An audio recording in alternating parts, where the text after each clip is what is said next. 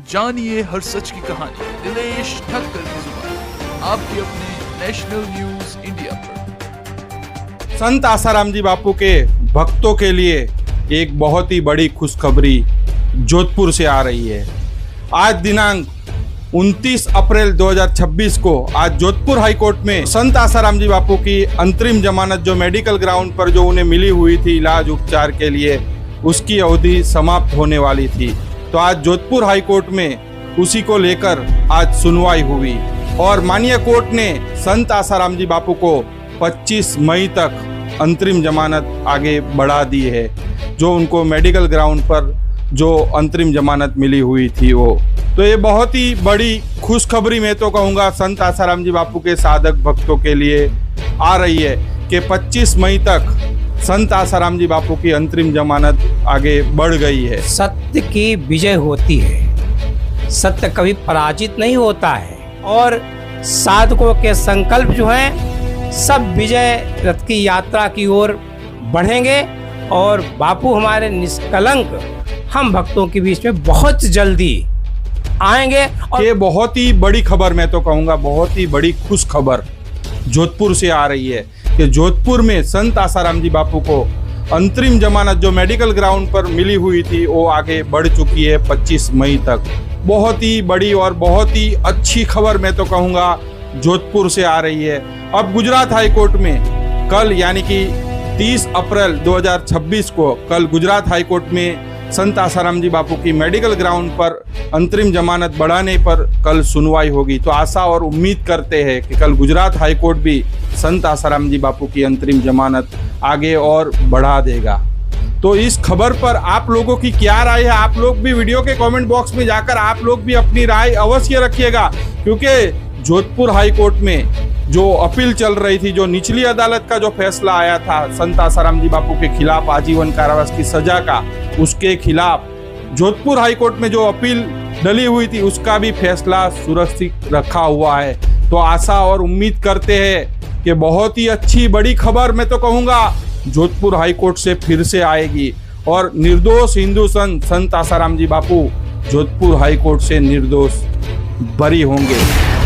सत्य की विजय होती है, सत्य कभी पराजित नहीं होता है, पराजित सदा असत्य ही होता है, भले थोड़ा विलंब लग जाए अलग की बात है। और पहली तो सबसे बड़ी बात यही है कि जो हमारे साधकों के द्वारा जो संकल्प हैं वो सब फलीभूत हो रहे हैं, उसका प्रत्यक्ष प्रमाण हम लोग देखने को मिल रहा है कि एक तो बापू की ज़मानत 25 मई तक के लिए बढ़ गई है, पहली चीज़। और इस बीच में मैं तो पूर्ण विश्वास भी मुझे है कि बापू अदालत से निर्दोष बरी हो जाएंगे और उसका भी जो साधकों के संकल्प हैं वो सब फलीभूत होंगे।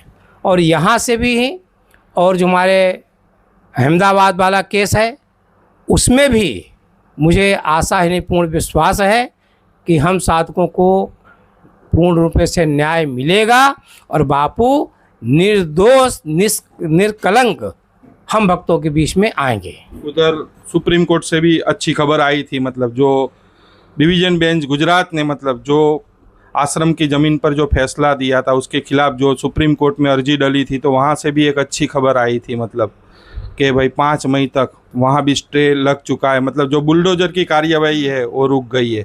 तो कहीं ना कहीं अब भक्तों के जो आपने बताया कि भक्तों के जो संकल्प, जो माला, जो नियम जप अनुष्ठान जो कर रहे हैं, क्या उसी का परिणाम है क्या कि अब देखने को मिल रहा है कि हर जगह से अच्छी खबर आ रही है। और साथ साथ में बहुत ही बड़ी खबर मैं तो कहूँगा वो महेंद्र चावला वाली, जो संत आसाराम जी बापू के मुख्य केस में मुख्य गवाह रहा है, मतलब जोधपुर के अंदर, गुजरात के अंदर, नारायण साईं जी के सूरत के अंदर, उसने आसाराम जी बापू के खिलाफ गवाही दी।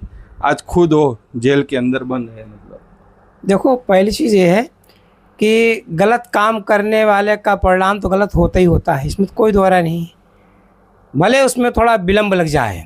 और जो उसने किया था आज उसकी सज़ा वो भोगने के लिए तैयार क्या मतलब स्थिति उसकी शुरू हो गई है।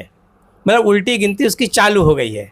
और सत्य की विजय हमारे साधकों का संकल्प, और जो हमारे साधकों ने एक एक आंसू जो बहाए थे निर्दोष बापू के लिए, आज वो सब फलीभूत होंगे और साधकों के संकल्प जो हैं सब विजय रथ की यात्रा की ओर बढ़ेंगे और बापू हमारे निष्कलंक हम भक्तों के बीच में बहुत जल्दी आएंगे। और जानिए हर सच की कहानी दिनेश ठक्कर की जुबान, आपके अपने नेशनल न्यूज इंडिया पर।